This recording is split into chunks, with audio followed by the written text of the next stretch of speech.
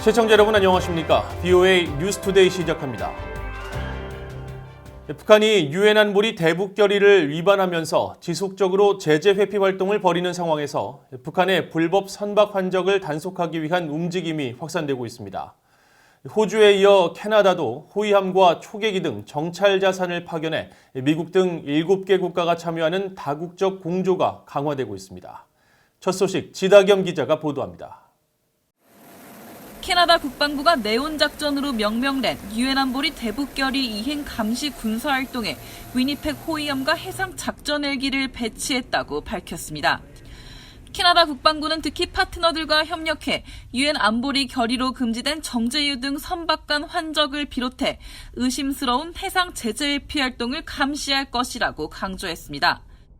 이어 위니펙 호위함은 네온 작전의 임무를 이달 말까지 수행하고 이후 다음 달 11월에는 동중국해로 돌아와 또다시 네온 작전에 참가할 것이라고 전했습니다. 캐나다 국방부는 또 다음 달에는 캐나다 해군의 CP-145로라 정찰기와 405 장거리 초계대대의 병력이 배치돼 제재 감시 노력에 기여한다고 밝혔습니다. 하지트 싱사전 캐나다 국방부 장관은 캐나다는 유엔 안보리 대북 제재 이행을 전적으로 지지하며 안전하고 안정적인 한반도라는 공동 목표 달성을 추구하는 데 있어 동맹국가 파트너들과 지속적으로 협력할 것이라고 설명했습니다. 앞서 호주 국방부도 지난 27일 유엔 안보리 대북 결의 이행을 위한 아르고스 작전에 올해 두 번째로 P-8A 포세이돈 해상 초계기를 배치한다고 발표했습니다. 또 해상 초계기는 일본 가네다 공군 기지에 배치돼 10월까지 임무를 수행하면서 제재 대상 물품의 불법 수송을 탐지하고 저지하기 위해 공중 감시를 실시할 것이라고 설명했습니다. 린다 레이놀즈 호주 국방장관은 전담 순찰기 배치를 통해 불법 무역 제재 회피, 또 관련 네트워크를 적발하고 해결하려는 국제사회의 군사작전을 지원한다고 밝혔었습니다. 북한의 제재 회피를 단속하기 위해 미국, 뉴질랜드, 일본, 영국, 캐나다, 프랑스, 호주 등 7개국은 호위함이나 초계기 등 정찰 자산을 파견해 개별적인 군사작전이나 다국적 공조를 이어가고 있습니다. 전문가들은 북한이 선박 간 환적을 통해 정제유 등 제재 품목을 수입해 제재를 위반하고 있다며 이번 군사작전의 중요성을 강조했습니다. North Korea is able to find myriad ways to evade sanctions. And so I think that this action is really important, again, to ensure maximum pressure and prevent the regime from gaining the resources that it needs to continue to produce nuclear weapons and missiles. 데이비드 맥스웰 선임 연구원은 그러면서 다국적 군함대를 대규모로 배치하지 않는다면 북한의 해상 제재 회피 활동을 결코 막을 수 없을 것이라고 지적했습니다. 또 다국적 공조를 기반으로 한 군사 작전은 북한의 해상 제재 회피 활동을 저지할 뿐 아니라 제재 회피 작전의 패턴을 바꾸게 하는 효과가 있다고 평가했습니다. VOA 뉴스 지다겸입니다. 북한 노동당이 오는 10일 창건 75주년을 맞습니다. 미국 내 전문가들은 북한 노동당이 주민보다 권력 유지라는 목표를 나름대로 달성하면서 유례없는 형태로 이어져 왔다며 북한만의 역사적 배경과 주민들에 대한 절대적인 통제가 이를 가능하게 했지만 경제난 등의 이유로 앞으로는 변화가 불가피하다고 지적했습니다. 함지하 기자가 취재했습니다. 북한의 노동당, 즉 조선노동당은 일당제 국가인 북한의 유일한 집권 여당입니다. 다당제를 취하며 민주적 절차로 국가를 운영하는 다른 나라들과 달리 일당 독재 체제로 국가 운영 전반을 책임지는 형태입니다. 미국의 북한 전문가인 켄 고스 미 해군 분석센터 국제관계국장은 북한의 노동당을 권력과 특권의 정당으로 규정하면서 다른 공산주의 체제나 전체주의 정권에서처럼 북한의 노동당도 주민들보다 지도부를 위해 존재하고 있다고 지적했습니다. It's not a system, and the party is not something that is designed to help the improvement or the betterment of the people. And in that regard, as a political institution, in my opinion, it's utter failure.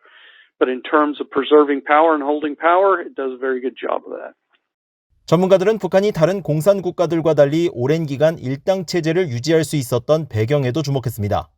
옛 공산권 루마니아 출신인 그레그 스칼라튜 북한 인권위원회 사무총장은 동유럽 국가들과 달리 북한 주민들은 조선시대부터 전체주의 체제만을 경험해왔다며 현재 상황을 당연한 듯 인식하고 있다고 지적했습니다. All they've had is, number one, Stalinist communism brought to North Korea by the Soviets. Number two, Japanese military imperialism, 1905 to 1945. Number three, Joseon dynasty feudalism, which was a totalitarian political system. So, they've known nothing but the Korean Workers' Party and the Kim family regime. 스칼라티 사무총장은 북한도 표면적으로는 유엔 회원국이자 헌법이 존재하고 각종 자유를 보장하고 있지만 실제로는 최고 지도자 방침으로 볼 수 있는 노동당 규약이 전부인 나라라고 비판했습니다. 브루스 클링너 미 헤리티지 재단 선임 연구원은 여느 독재 정권처럼 북한 역시 절대적 통제를 통해 오랜 기간 당의 권력을 유지할 수 있었다고 분석했습니다. Having several overlapping security services that not only watch the populace and the officials but each other. 전문가들은 김정은 위원장 집권 이후 고위급 인사들의 망명 사례가 이어지고 있다며 북한 노동당에 대한 북한 주민들의 시각이 점점 달라지고 있다고 분석했습니다. 또 핵과 미사일 개발로 버티는 북한은 폐쇄적 체제 속에 심각한 경제적 어려움으로 인한 내부적 방향 전환 압박에 직면해 있다면서 북한 노동당이 과거와 같은 모습으로 유지되기 어려울 수 있다고 지적했습니다. BOE 뉴스 함지아입니다. 미국과 한국은 북한의 침략을 저지하기 위해 최첨단 군사장비 분야에서 긴밀히 협력하고 있으며 미국은 인도태평양 영내 동맹들이 중국과 러시아의 위협에 맞설 수 있도록 지원하고 있다고 미국 국무부 고위관리가 밝혔습니다. 클라크 쿠퍼 국무부 정치-군사 담당 차관보는 7일 워싱턴의 민간연구단체인 민주주의 수호재단이 주최한 화상회의에 참석해 최근 중공군이 인도태평양 영내에서 위협을 가하고 있는 상황에서 동맹국들에게 홀로 서기를 기대할 수만은 없다며 동맹국과 파트너 국가들에게 상호 운용 가능한 네트워크를 구축하고 무기 판매와 지원을 통해 보안 역량 강화를 추구하고 있다고 밝혔습니다. 그러면서 한국과 일본을 대표적 사례로 언급하고 특히 북한의 침략 저지가 절실한 한국 정부와는 최근 F-35 전투기를 비롯해 PA 초계기, 패트리어트 첨단 미사일 시스템과 글로벌 허크 무인 정찰기 등 첨단 무기 장비 구매 등의 교류를 하고 있다고 설명했습니다.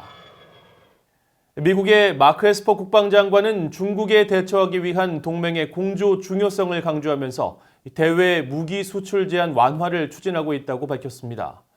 에스퍼 국방장관은 6일 워싱턴의 민간 연구기관인 전략예산평가센터가 주최한 회담에서 인도태평양 지역은 미국의 최우선 전역이라는 점을 거듭 강조하고 중국이 갖지 못한 미국의 비대칭적인 강점이 바로 동맹과의 관계라면서 이 같은 계획을 밝혔습니다.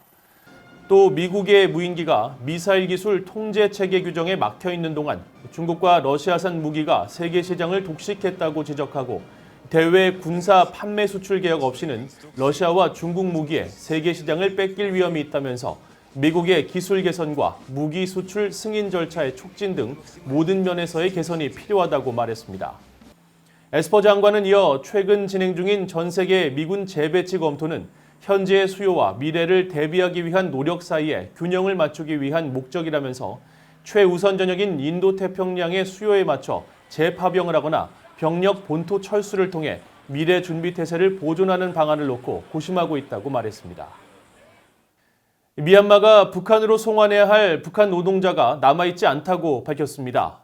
미얀마 당국이 지난 9월 유엔 안보리에 보고하고 7일 공개한 보고서에서 미얀마 당국은 양곤에 있는 식당에서 일하던 북한 노동자 21명이 2018년 3월 모두 미얀마를 떠났고 해당 식당은 문을 닫았다고 설명했습니다. 또 이후 미얀마에서 노동 허가를 받고 일하고 있는 북한인은 한 명도 없다고 덧붙였습니다. 앞서 유엔 안보리는 지난 2017년 12월 채택한 결의 2397호를 통해 해외에서 일하고 있는 모든 북한 노동자들을 2019년 12월까지 본국으로 송환할 것을 명시했습니다. 도널드 트럼프 대통령의 측근 가운데 한 명으로 꼽히는 공화당의 톰 코튼 상원 의원은 트럼프 대통령이 이번 대선에서 재선에 성공하면 두 번째 임기 때 북한에 대한 외교 과정을 보게 될 것 같다고 말했습니다. 코튼 의원은 7일 워싱턴의 민간단체 허드슨 연구소가 미국의 대외 정책과 국제 문제를 주제로 개최한 화상대담에서 이같이 밝혔습니다.